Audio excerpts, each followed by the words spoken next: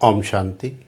एक बात आजकल अक्सर देखने और सुनने को मिलती है कि हमारे रिश्ते परफेक्ट नहीं हैं।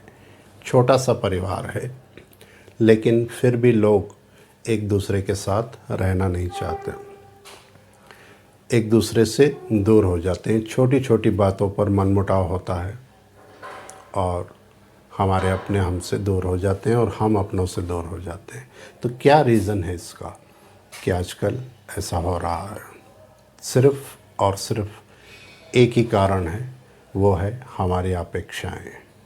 हम लोगों से, अपनों से एक्सपेक्ट करते हैं कि ये हमारे कहने अनुसार चले, जैसा हम चाहते हैं वैसा करें। और इसमें हमारी कोई गलती भी नहीं है, क्योंकि हमारा बिलीफ सिस्टम ही कुछ ऐसा बन गया है। बचपन से लेकर अगर हम देखें तो जब हम स्कूल कॉलेज में थे, तब हमसे ये अपेक्षा रखी जाती थी कि आप अच्छे नंबर्स लाओगे तो आपको बहुत सारे गिफ्ट मिलेंगे, पेरेंट्स का प्यार मिलता है और बहुत मान सम्मान मिलता है घर में। क्यों? क्योंकि हमने उनके कहने अनुसार किया, भले हमारी अपनी पढ़ने में रुचि थी या नहीं थी। मान लो कोई एक बच्चा कुछ और, उसमें कोई और दूसरी विशेषता है और वो पढ़ाई में थोड़ा कमज़ोर है, तो दूसरे बच्चों के मुकाबले उसे प्यार भी कम मिलता है। तो बिलीफ सिस्टम कौन सा बन गया कि अगर आप हमारे कहने अनुसार चलोगे तो आपको हमारा प्यार मिलेगा, खुशी मिलेगी। तो क्या हुआ, हमने ये सोच लिया कि हमारी खुशी इस बात पर डिपेंड करती है कि हम दूसरों के कहने अनुसार अगर चलें। मान लो अपने पेरेंट्स के कहने अनुसार, अपने भाई बहनों के कहने अनुसार, अपने परिवार के कहने अनुसार, तो क्या है कि हम लोगों से ये एक्सपेक्ट करते हैं कि लोग हमारे हिसाब से चलें, तो हम उन्हें दिल से स्वीकार करते हैं। यही एक वजह है कि रिश्ते आज कमज़ोर पड़ गए हैं। क्योंकि जैसे एक मूवी होती है, हम मूवी देखते हैं, तो मूवी में हम देखते हुए हमें ये पता होता है कि ये जो आर्टिस्ट हैं वो सब अपना अपना रोल प्ले कर रहे हैं, अपना अपना पार्ट निभा रहे हैं। कोई हीरो है, कोई हीरोइन है, कोई विलन है, कोई कॉमेडियन है, कोई कैरेक्टर आर्टिस्ट है। हम जानते हैं कि असल में ये लोग ये नहीं हैं, लेकिन ये अपना अपना पार्ट प्ले कर रहे हैं। हम अगर सबसे ये अपेक्षा रखें कि सबका पार्ट समान हो, तो क्या ये पॉसिबल है? नहीं। तो ठीक वैसे ही ये जो सृष्टि रंगमंच है और इसमें जो भी मनुष्य आत्माएं हैं, वो सब भी अपना अपना पार्ट प्ले कर रहे हैं और उनके कई जन्मों के संस्कार हैं। ऐसा नहीं है कि इस जन्म के हैं।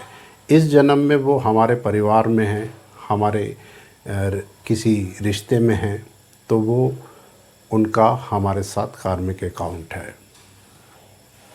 जैसे उनका हमारे साथ कार्मिक अकाउंट है, वैसे ही उनका किसी और, बल्कि और बहुत सारी आत्माओं के साथ कार्मिक अकाउंट हो सकता है और होता है, और उसके आधार से ही वो अपना पार्ट प्ले करते हैं।